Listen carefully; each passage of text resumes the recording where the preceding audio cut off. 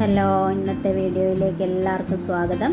അപ്പോൾ ഇനി ഓണമൊക്കെ വരുമല്ലേ, നമുക്കിനി നമ്മുടെ ബാക്കി എല്ലാ സ്ഥലങ്ങളും നമ്മൾ തൂത്ത് വൃത്തിയാക്കി വലയൊക്കെ അടിച്ചു. അപ്പോൾ ഇന്ന് ഞാൻ ഫ്രിഡ്ജിനകം ഒന്ന് വൃത്തിയാക്കാനായിട്ട് തുടങ്ങുക. അതുകൊണ്ട് കുറേ ദിവസമായി ഇതിനകമൊക്കെ ഒന്ന് വൃത്തിയാക്കിയിട്ട്. ഒരുപാട് സാധനങ്ങളൊന്നുമില്ല, കുറച്ച് മാവ്, തേങ്ങ, പിന്നെ അച്ചാറുകൾ, വെള്ളം, പൊടികൾ, ഇങ്ങനത്തെ കുറച്ച് സാധനങ്ങളേ ഉള്ളൂ. പച്ചക്കറി പോലും ഒരുപാട് മേടിച്ച് വെച്ചിട്ടില്ല, കാരണം ഇനിയിപ്പം ഓണമൊക്കെ അല്ലേ, അപ്പം നല്ല ഫ്രഷായിട്ടുള്ള പച്ചക്കറിയൊക്കെ മേടിക്കണ്ടേ. അതുകൊണ്ട് അങ്ങനെ പച്ചക്കറിയൊന്നും മേടിച്ച് വെച്ചിട്ടില്ല. അപ്പോൾ ഞാൻ എല്ലാ സാധനങ്ങളും തട്ടെല്ലാം ഇറക്കി വെളിയിൽ വെച്ചു. ഇനി ഇതിനകത്തൊന്ന് തുടച്ച് വൃത്തിയാക്കി എടുക്കാം. അതിനായിട്ട് ഞാൻ എടുത്തിരിക്കുന്നത് ചെറിയ ചൂടുവെള്ളം, അതിനകത്ത് കുറച്ച് ബേക്കിംഗ് സോഡ, ഉപ്പ്, നാരങ്ങ നീര്, ഇത്രയും കൂടെ ചേർത്താണ് ഇത് തുടച്ച് വൃത്തിയാക്കുന്നത്. ഇത് ഞങ്ങളിപ്പോൾ വാടകയ്ക്ക് ആയതുകൊണ്ട് ഇത് പുതിയ ഫ്രിഡ്ജൊന്നും അല്ല കേട്ടോ, സെക്കൻഡ് ഹാൻഡ് ഫ്രിഡ്ജാണ് വാങ്ങിച്ച് വെച്ചിരിക്കുന്ന. കാര്യം നമുക്ക് എപ്പോഴും അങ്ങോട്ടും ഇങ്ങോട്ടും ഓരോ വർഷം മാറുന്നതനുസരിച്ച്, വീട് മാറുന്നതനുസരിച്ച് നമുക്ക് ഫ്രിഡ്ജ് മാറ്റിയാൽ പുതിയത് മേടിച്ച് വെച്ചാൽ കേടായിപ്പോവും. ഇപ്പോൾ പുതിയത് നാട്ടിലിരിപ്പുണ്ട്, ഇത് സെക്കൻഡ് ഹാൻഡിൻ്റെ ഒരു ഫ്രിഡ്ജാണ്. അതുകൊണ്ട് അങ്ങനെ ഒത്തിരി അങ്ങ് പുതിയത് വൃത്തിയാവുന്ന അത്രയൊന്നും വൃത്തിയാവില്ല, എന്നാലും നല്ല രീതിയിൽ വൃത്തിയാവുന്നുണ്ട്. ഇപ്പോൾ ചെറിയ ചൂടുവെള്ളം ആയതുകൊണ്ട് തന്നെ ആ നാരങ്ങാ നീരൂടെ ചേരുമ്പോൾ ഒരു നല്ലൊരു മണവും കൂടെ കിട്ടും ഫ്രിഡ്ജിന്. അങ്ങനെ ഞാൻ എല്ലാം ഓരോ തട്ടായിട്ട് തുടച്ച് വൃത്തിയാക്കി എടുക്കുവാണ്. പിന്നെ ഇത് വൃത്തിയാക്കാൻ ഒരു കാരണം കൂടെ. ഇന്നലെ ഇതിനകത്ത് എന്തോ എടുക്കാനായിട്ട് നോക്കിയപ്പോഴത്തേക്ക് കറിയും കൂടെ മറിഞ്ഞായിരുന്നു.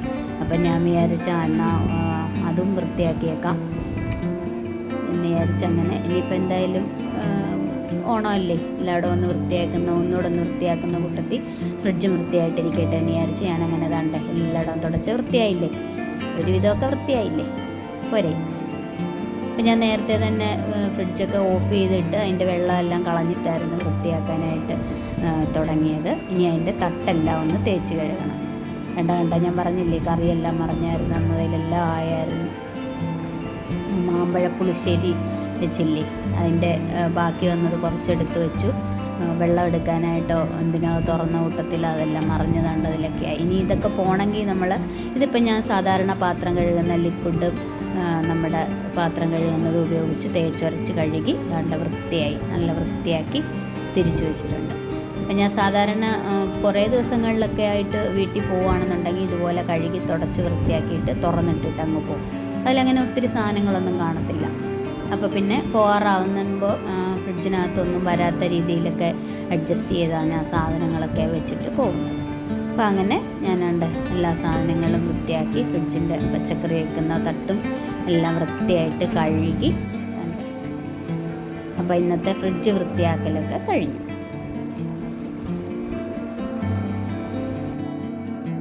ഫ്രിഡ്ജ് കുറേ ദിവസമായിരുന്നേ വൃത്തിയാക്കിയിട്ട്. അപ്പം നമ്മളതിങ്ങനെ അതിൻ്റെ ഫ്രീസർ ഇങ്ങനെ കട്ടയായിട്ടിരിക്കുമല്ലോ, അപ്പോൾ അതിനകത്തുനിന്നൊരു കട്ട കിട്ടി. നല്ല രസം തോന്നി, കണ്ടോ, നല്ല മഞ്ഞുമല, നല്ല രസമില്ലായിരുന്നോ?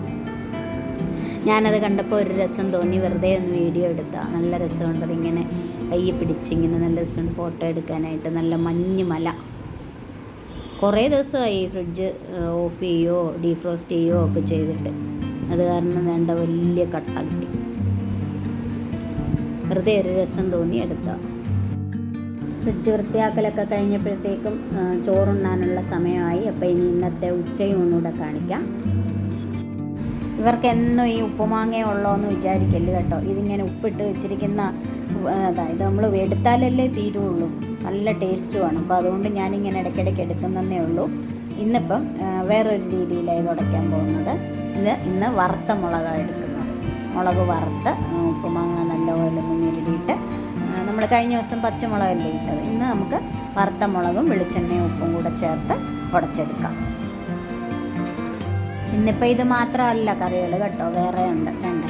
നമ്മുടെ ഉപ്പുമാങ്ങ ഉടച്ചുണ്ട്, പിന്നെ നമ്മുടെ കട്ട് മാങ്കോ അച്ചാറുണ്ട്, പിന്നെ പഴം പുളിശ്ശേരിയുണ്ട്, വൻപയർ തോരനുണ്ട്. അപ്പോൾ എല്ലാം കൂടെ കൂട്ടി നല്ല ചൂട് ചോറും ഒരടിപൊളി ഊണ്. കണ്ട പുക വന്നിൻ്റെ ക്യാമറയിലോട്ട് ആവി വന്നു. വൻപയർ തോരൻ, പിന്നെ നമ്മുടെ പതിവായ ഉപ്പും പുളിയുണ്ട്, തൈര് മുളക് വറുത്തതുണ്ട്. ഇത്രയും വിഭവങ്ങൾ കൂട്ടി ഒരു ഉച്ചയൂണ് റെഡി.